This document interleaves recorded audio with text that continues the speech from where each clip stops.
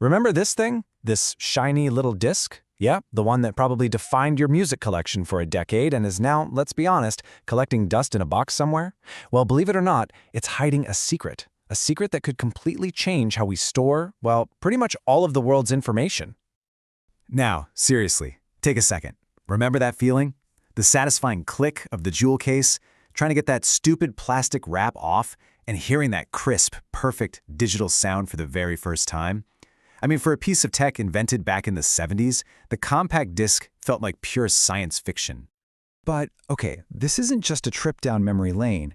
What if I told you that that same, seemingly obsolete technology is the foundation for a breakthrough, one that could hold an amount of data that is just mind-boggling? All right, let's dive into this. To really get what's happening now, we've got to go back. We need to understand where this whole thing came from. The incredible story of how the CD was born and took over the world.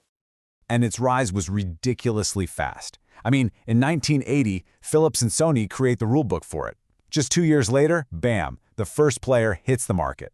By '85, Dire Straits proves it's a commercial monster. And then you get to the year 2000, and the CD is at its absolute peak, selling nearly 2.5 billion discs a year. It really felt unstoppable. Or so it seemed. Because, in a wild twist of irony, the same digital revolution that gave us the CD would soon come back to, well, to devour it. And when it fell hard. From that peak of 2.45 billion units in 2000, sales just plummeted. Thanks to file sharing, MP3 players, and then of course streaming, by 2021, sales had dropped a staggering 95%. That's not a decline, my friends. That is a straight-up cliff. And for most technologies, that'd be it. Game over. A nice memory, a piece of nostalgia for us to talk about. But not for the optical disc. Because, get this, a group of researchers at the University of Shanghai for Science and Technology just published a paper that could give the disc a second life. And this new life is way, way more important than just playing music. 1.6 petabytes. Just let that number sink in for a second. That's 1,600 terabytes on one single disc, the same size as a regular old DVD. So, to put that in perspective for you, this one little disc holds 4,000 times more data than a Blu-ray. The biggest, baddest solid-state drive you can buy today, a monster that costs $40,000, holds just 100 terabytes. This new disc holds 16 times more than that. So, how on earth did they do it? Well, it starts with a new material that has, let's be honest, a ridiculously long name, AI-DDPR. You don't need to remember that. What you do need to know is that it's a special die that lets scientists break a fundamental rule of old disks. It lets them record data points that are actually smaller than the wavelength of the light they're using to create them. This new material is the key that unlocks 3 secrets. First, instead of 1 or 2 data layers like on a DVD or Blu-ray, this disk has 100 of them, stacked like a data skyscraper. Second, it uses that special AI EDPR stuff to write data onto impossibly tiny nanoscale spots. And third, it controls the whole thing with what can only be described as a laser ballet.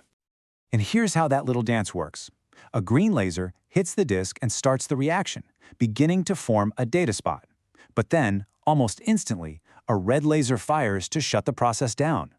By controlling this timing with just incredible precision, they can shrink that data spot down to that nanoscale size, something that was just never possible before. It's an absolutely amazing piece of science. But, and you knew there was a but coming, right? As cool as this is, what happens in a lab is very different from a product on a shelf. And there are some really big hurdles here. So here's the reality check. I mean, besides the fact that none of us are giving up the convenience of the cloud, the technical problems are huge. For one, the writing speed is, well, it's slow. Like really slow. Not practical for everyday use. Even more important, it takes a massive amount of energy to write the data. And that's a huge deal when data centers are trying to use less power. And then there's the cost. So about that cost. Just one of the specialized lasers they need for this whole setup costs around $50,000. Yeah. That right there is a showstopper. So no, you will not be buying a petabit CD player anytime soon. So if it's not for us, then who is it for? Well, it turns out this technology could have a very different and actually much more important future. The real-world application, the place this could be a total game changer, is in data centers. specifically for something they call cold storage.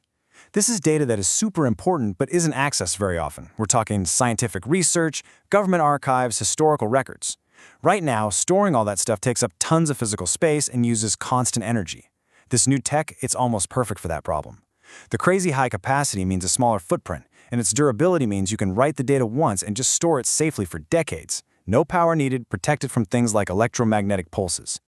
So let's be crystal clear. The CD as we knew it, the one in our cars and our Discmans, it isn't coming back.